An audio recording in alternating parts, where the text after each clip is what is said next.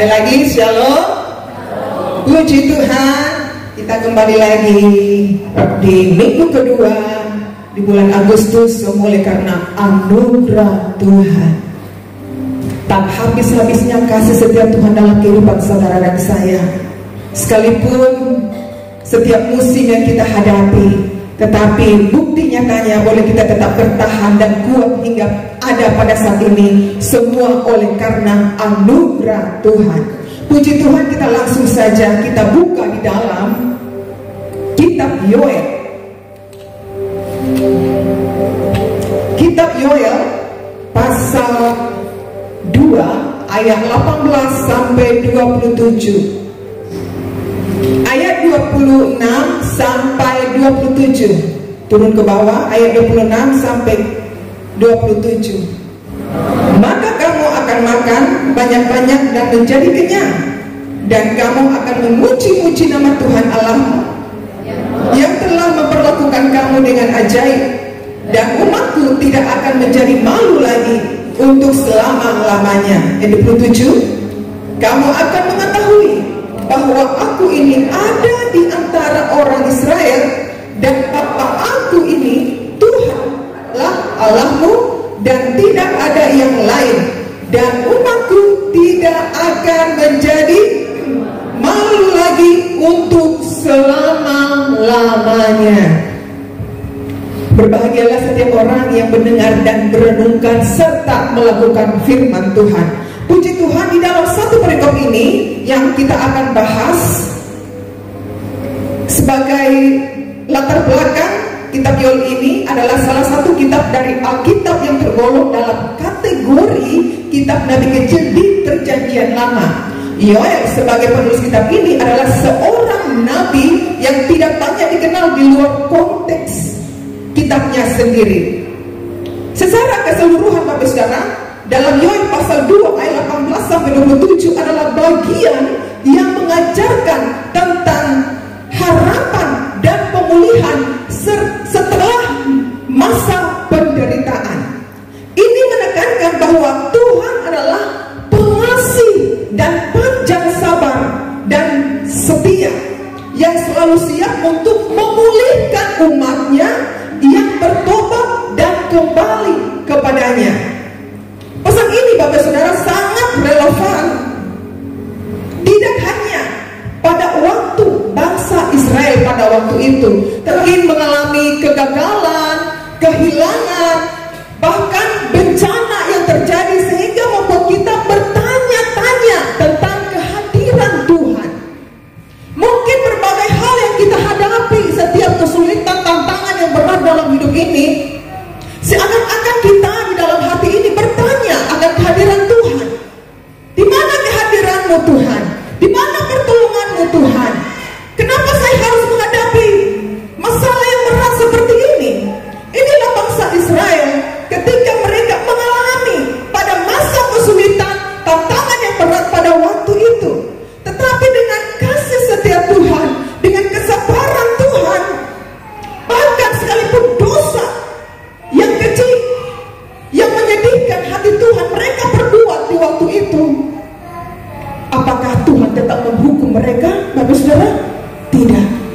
Tetapi dengan kasih Tuhan, dengan kesabaran Tuhan, dengan setia Tuhan tetap menunggu pertobatan bangsa Israel datang kepada Tuhan. Inilah pada hari-hari ini bahwa janji Tuhan dalam kehidupan saudara dan saya bukan hanya sekedar kepada bangsa Israel pada waktu itu, tetapi bagi setiap pribadi yang mengasihi dan percaya kepada Tuhan, bahwa Tuhan setia untuk mengampuni saudara dan saya. Bapak Ibu, firman Tuhan ini jujur saya pergumulan. Saya bilang sama suami saya, kok belum, sepertinya saya belum dapat rema dari Tuhan. Maaf Bapak Saudara, sebelum saya sampaikan firman, saya bertanya dulu sama Tuhan, apa yang Tuhan mau, bukan apa yang saya mau. Banyak bahan khotbah, tapi saya tidak mau. Apa yang Tuhan mau di hari-hari ini untuk disampaikan kepada firman Tuhan. Jumat pagi saya berdoa. Saya duduk, saya buka Alkitab. Tuhan tuntut saya, mana yang Tuhan mau. Saya buka Alkitab ini satu kali, ini yang dapat Yoel ini sampaikan kepada umat-umatku di hari-hari ini tentang pertobatan. Di balik pertobatan pasti ada pemulihan yang Tuhan sediakan bagi setiap orang yang percaya. Dan pada Jumat malam saya ambil doa dan puasa. Tuhan sampaikan saya rema tentang kebenaran firman Tuhan ini, apa yang harus sampaikan. Dan puji Tuhan, pada pagi hari ini bukan sebuah kebetulan, tetapi ada rencana Tuhan bagi setiap gereja-gereja Tuhan, bagi setiap orang yang percaya, supaya hidup kita tidak menjadi merajalela akan dosa ini. Bapak Saudara, kita langsung saja, mari kita melihat bagaimana Tuhan bekerja dalam pemulihan ini. Ada beberapa poin dari 3 bagian dalam satu perikop ini yang kita akan bahas. Yang pertama, Tuhan merespon pertobatan dengan belas kasihan. Tuhan merespon pertobatan dengan belas kasihan. Ayat 18 sampai ayat 20. Boleh ditayangkan di slide. Ayat 18 sampai 20. Ayat ini menunjukkan bahwa ketika bangsa Israel bertobat, Tuhan merespon dengan belas kasihan dan kecemburuan untuk tanahnya. Selanjutnya, Tuhan mengusir musuh yang menindas mereka dan menjanjikan perlindungan serta keamanan.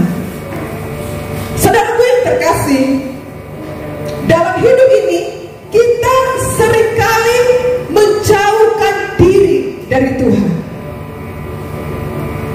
dan bahkan jatuh dalam dosa. Mungkin pemikiran kita, saya tidak pernah jatuh dalam dosa. Dosa berbicara bukan hanya sekedar kita mungkin melakukan maaf seks, tidak. Dosa dalam perkataan, dosa dalam timbul dalam hati ini, dosa dalam pikiran kita. Setiap hari kita pasti melakukan yang namanya dosa. Ada dosa kecil, ada dosa besar. Apakah kita bisa menjaga hati ini 1 kali 24 jam kudus, tidak bercela, tidak berdosa, tidak menghakimi orang, tidak menghujat orang, tidak memfitnah orang? Itu dosa, Bapak Saudara.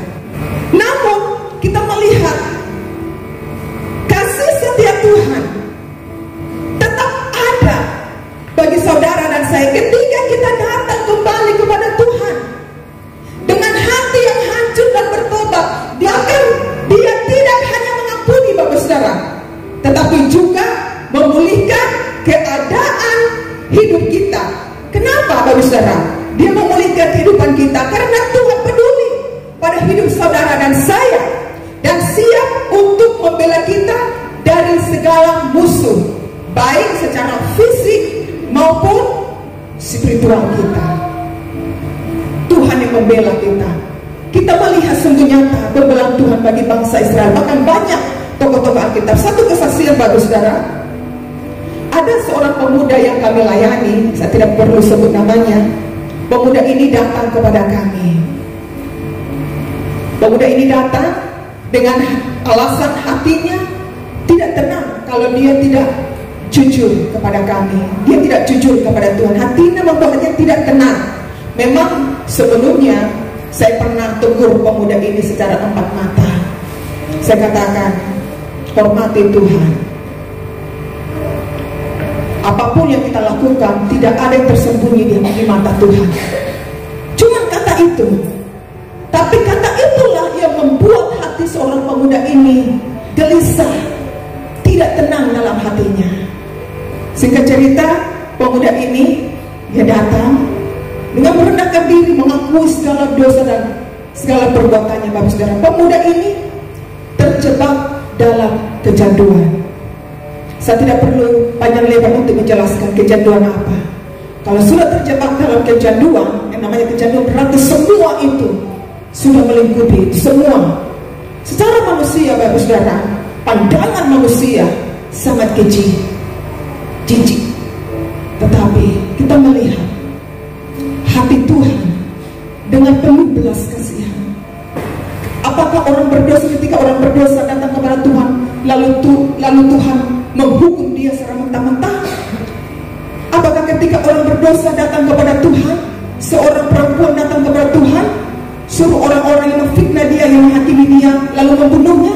Tidak, Bapak Saudara. Tetapi dengan belas kasihan dia datang mengampuni. Dan singkat cerita, pemuda ini kami doakan, lepaskan pengampunan, datang merendahkan diri di hadapan Tuhan, minta ampun di hadapan Tuhan, bahwa Tuhan setia dan adil. Dengar baik, Bapak Saudara, Tuhan setia dan adil. Dia pasti mengampuni. Puji Tuhan, pemuda ini dilepaskan dari setiap ikatan itu. Dan 2 hari kemarin saya memang selalu follow up pemuda ini, sekalipun tidak bersama-sama dengan kita. Selalu follow up karena dia sudah menganggap kami seperti orang tua rohaninya, dan saya menganggap dia seperti anak saya. Masih muda, 20-an tahun, saudara. Jadi saya follow up 2 hari yang lalu, bagaimana kabarmu nak? Apakah saya sehat? Puji Tuhan. Ibu, saya sehat. Apakah tetap berkomitmen? Saya tetap follow up karena ini jiwa tanggung jawab bagi Tuhan. Apakah masih tetap berkomitmen? Masih tetap, Ibu. Puji Tuhan. Satu yang menjadi saya bangga kepada pemuda ini, dia katakan seperti ini, Ibu, saya tidak bergaul lagi sama teman lama saya, karena saya tahu, karena disitulah titik kelemahan saya, Ibu. Karena ketika saya kembali bergaul lagi kepada teman-teman lingkungan lama saya, akan membuat saya jatuh lagi. Memang dari awal saya katakan, saya ingatkan kepada pemuda, jangan bergaul lagi kepada kehidupan yang lama.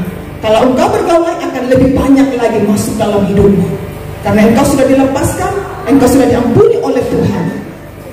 Hormati pengampunan Tuhan, hargai kasih setia Tuhan. Puji Tuhan, kemarin dia sudah mulai bangkit, dia sudah mulai pulih. Dia bilang sudah sering olahraga sambil melanjutkan kuliahnya. Bahkan ada bisnis kecil dia lakukan. Di mana kau sekarang nak? Dia foto, di sini Ibu, saya lagi bikin bisnis. Oh, puji Tuhan. Jadi di dalam pertobatan itu, ketika kita datang merendahkan diri di hadapan Tuhan, Tuhan pasti pulihkan, Bapak Saudara. Di balik pertobatan akan ada pemulihan. Di balik pertobatan akan ada berkat yang Tuhan sediakan. Di dalam Mazmur pasal 1 ayat 1 sana dikatakan, berbahagialah orang yang tidak berjalan menurut nasihat orang fasik. Ada 3 hal di sana. Dan yang tidak berdiri tidak di jalan orang berdosa, dan yang tidak duduk dalam kumpulan pencongkok. Kalau kita mengetahui fondasi kita belum kuat, Bapak Saudara, alangkah baiknya lebih baik kita jangan kembali kepada lingkungan yang tidak membuat iman kita bertumbuh. Kenapa dikatakan di sana? Supaya hidup kita tidak terbawa arus dengan mereka dan jatuh lagi di dosa yang sama.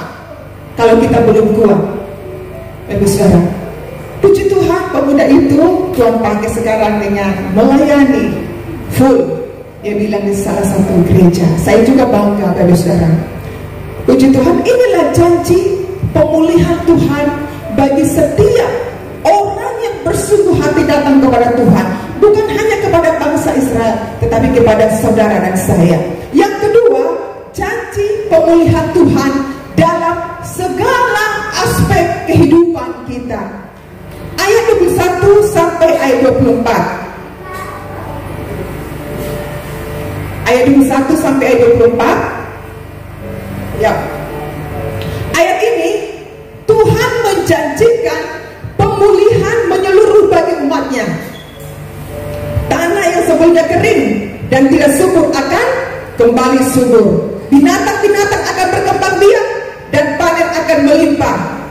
Tuhan tidak hanya memulihkan secara rohani Bapak Saudara, tetapi juga secara fisik dan materi. Luar biasa. Saudaraku, saya katakan Tuhan tidak hanya peduli pada aspek rohani kita, spiritual kita. Tuhan tidak hanya peduli tentang itu. Tuhan sangat peduli akan kebutuhan fisik, bahkan apa yang menjadi kebutuhan saudara dan saya. Bukankah hal yang mudah bagi Tuhan untuk menyediakan segala sesuatu apa yang kita butuhkan Bapak Saudara? Itu sangat hal yang mudah bagi Tuhan. Tetapi Tuhan mau dari hidup kita supaya hati ini betul-betul mengasihi Tuhan, percaya kepada Tuhan. Ketika kita bertobat dan hidup sesuai dengan kehendaknya, ini yang Tuhan mau. Tuhan dapat memulihkan kesehatanmu seketika. Bahkan Tuhan dapat memulihkan perekonomianmu Bapak Saudara. Tuhan dapat memulihkan pekerjaanmu. Tuhan sanggup memulihkan usahamu, keluargamu. Tuhan sanggup memulihkan. Karena tidak ada perkara yang mustahil bagi Tuhan. Semua Dia punya. Bahkan Tuhan sanggup memulihkan hubungan orang tua dengan anak. Tuhan sanggup memulihkan hubungan suami istri. Tuhan sanggup memulihkan hubungan antara saudara. Tadi sangat terberkati itu video di BNews. Seringkali yang menghambat berkat Tuhan dalam hidup kita dosa. Betul gak saudara? Dosa.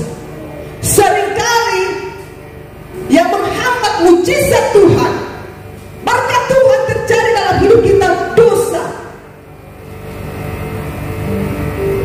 Mungkin dosa akar pahit, dosa kebencian. Bapak saudara, sedikit saya kesaksian. Sebelum saya percaya kepada Tuhan Yesus, saya pernah katakan di sini, saya anfal sakit. Mungkin saya belum pernah kesaksian ini ya. Saya anfal sakit di rumah sakit. Saya tidak tahu saya harus percaya ke siapa. Waktu itu Tuhan kirim saudari namanya Ibu Tati. Masih ingat sampai sekarang.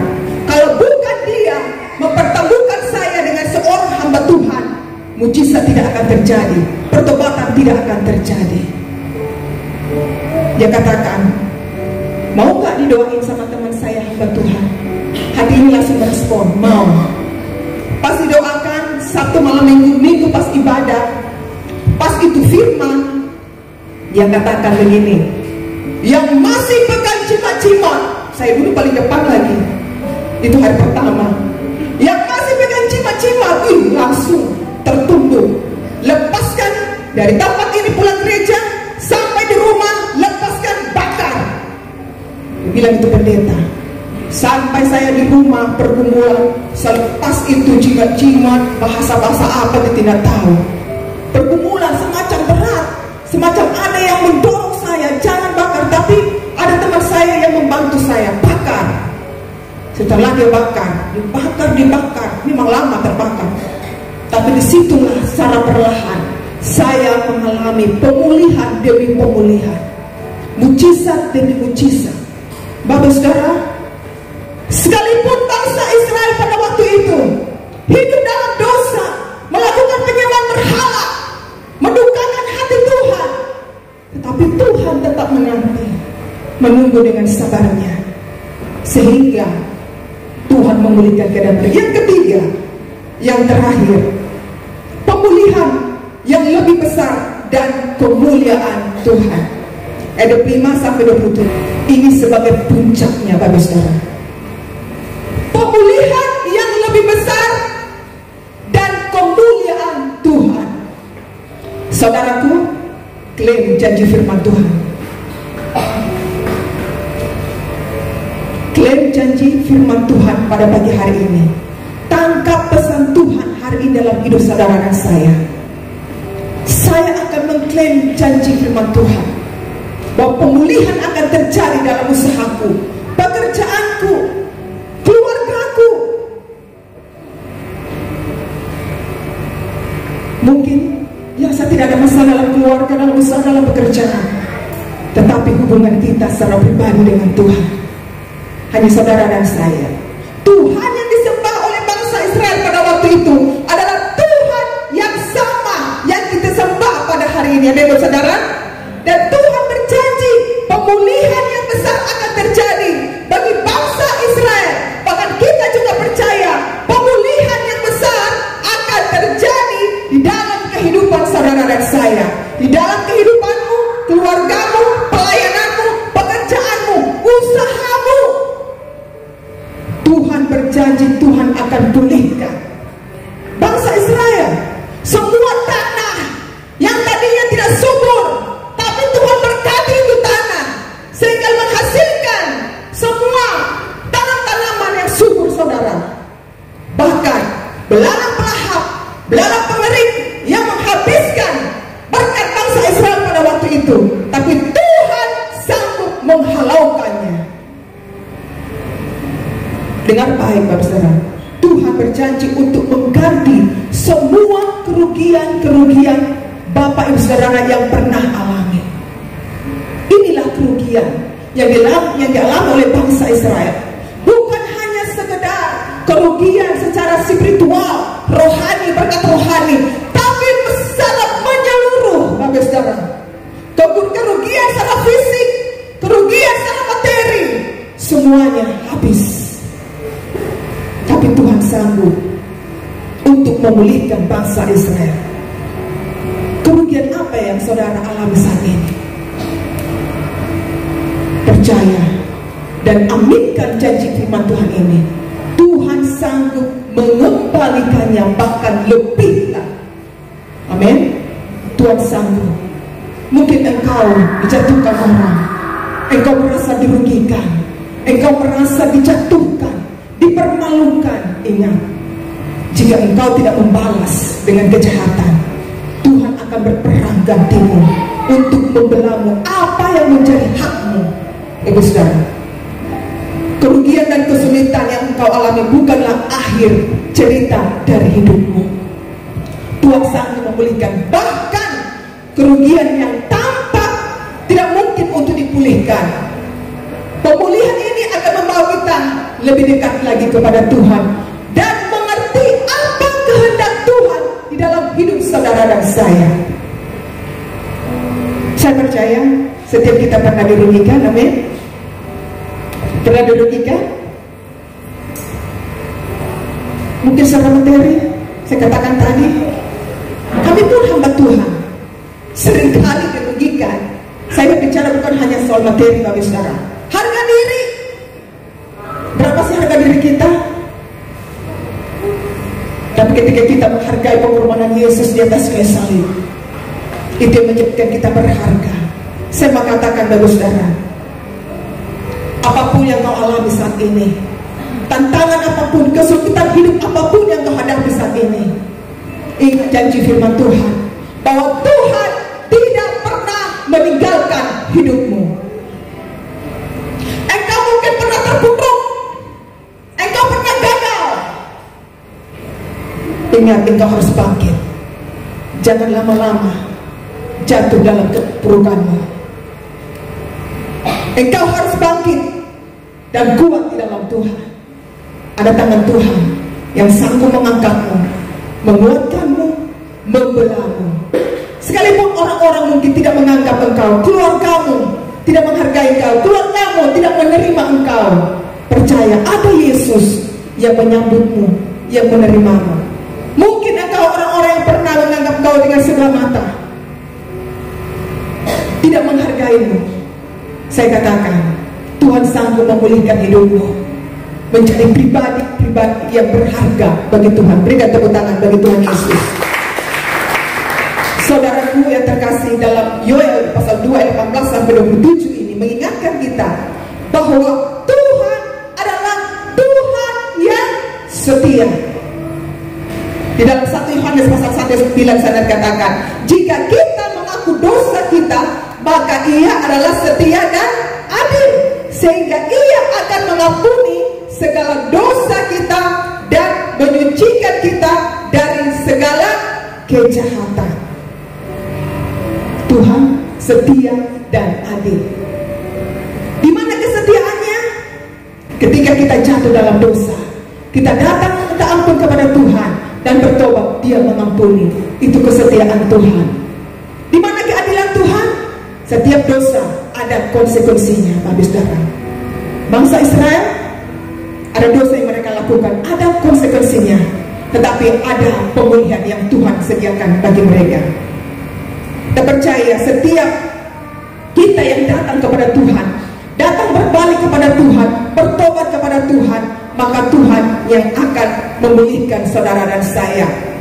Kita percaya bahwa janji Tuhan ya dan amin. Tuhan tidak pernah lalai untuk menepati setiap janji-janjinya bagi setiap orang yang berharap, bagi setiap orang yang percaya, yang datang berbalik kepada Tuhan. Amin, saudara. Mari kita renungkan firman Tuhan dan menghargai akan kasih karunia Tuhan, pengorbanan Yesus di atas kayu salib.